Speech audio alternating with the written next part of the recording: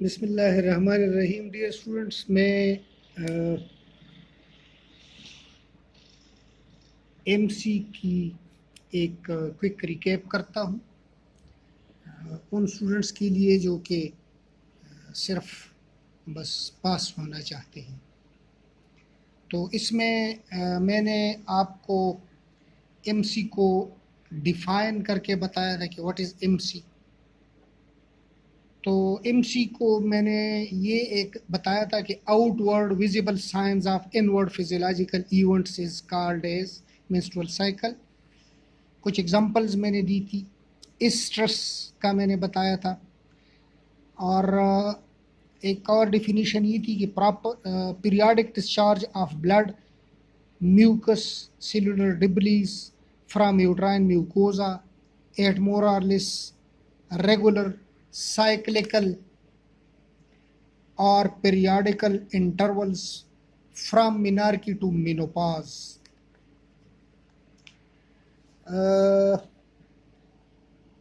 During वो जो with few exceptions, during periods of pregnancy, lactation, ovulation और pharmacological intervention. ये हो गई है डिफिनीशन।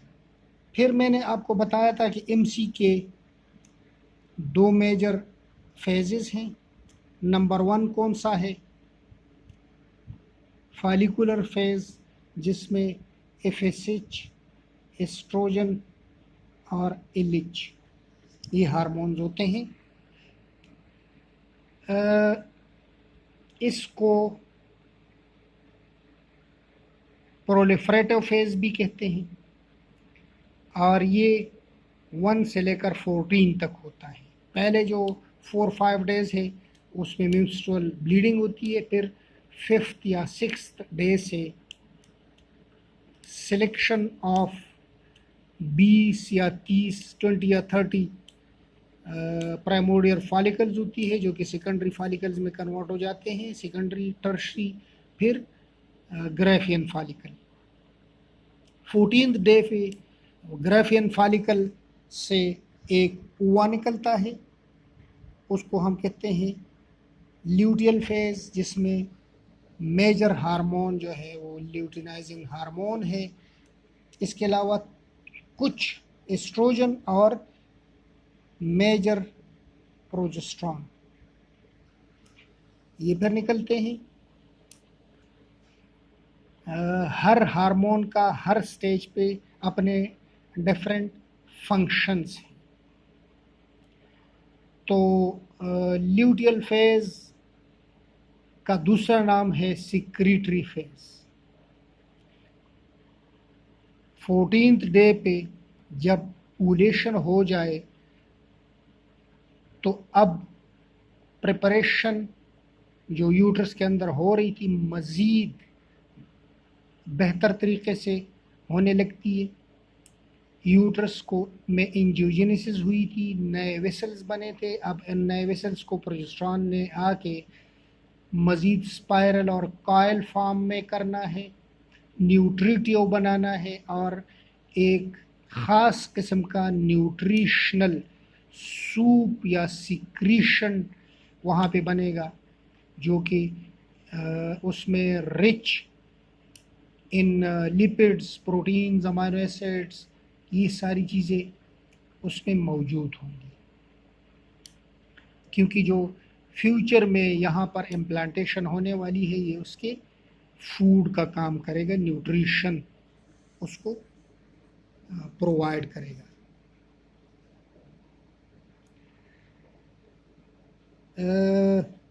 जो फ़र्ज करो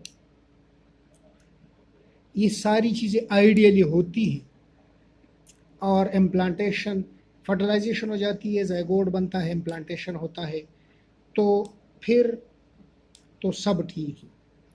नहीं, अगर ऐसा नहीं होता तो फिर उस सूरत में ये जितना भी यूट्रस के अंदर प्रिपरेशन हुई थी ये सब इनकी जो है ना श्रेडिंग होगी। ये सारा at the end of the cycle फिर ब्लड और टिश्यूज़ सारे यूट्रस से बाहर निकलते हैं। इस दौरान को हम मेंस्ट्रुअल ब्लीडिंग का फेज़ कहेंगे या मेंस्ट्रुअल फेज़ कहेंगे।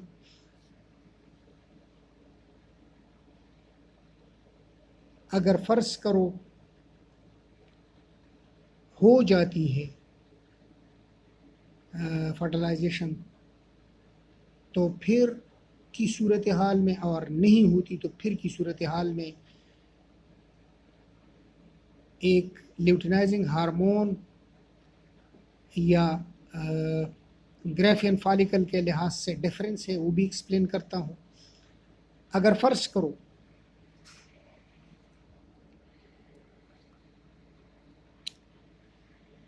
ये एक ग्राफियन फॉलिकल था, इसके अंदर ओवम था, ये यहाँ से फट के ये ओवम बाहर निकल आया और ये इस तरह का एक ग्राफियन फॉलिकल रह गया था।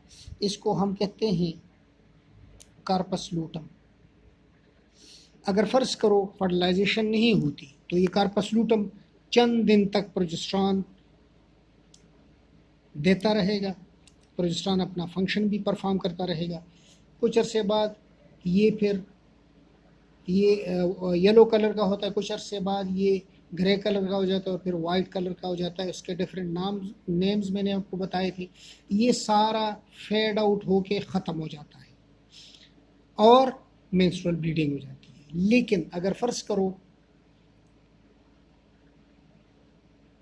अच्छा, ये जो कार्पस लूटम था, ये सारा कुछ जो कर रहा है ये under the action of luteinizing hormone कर रहा है। अच्छा, ये पॉइंट नोट करो। अगर फ़र्ज़ करो ऐसा नहीं होता और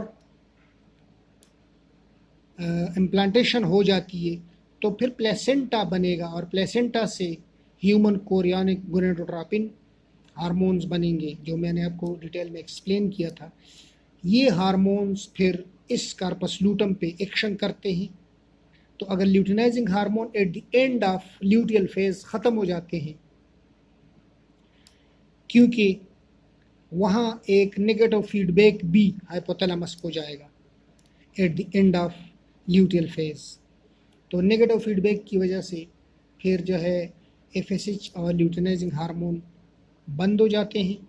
अब ये जो ह्यूमन कोरियनिक गोनेडोट्रोपिन है, अब ये एलएच का काम इसी कार्पस लूटम पे जारी रखेगा और वो काफ़ी दिनों तक प्रोजेस्टेरॉन उससे निकालता रहेगा।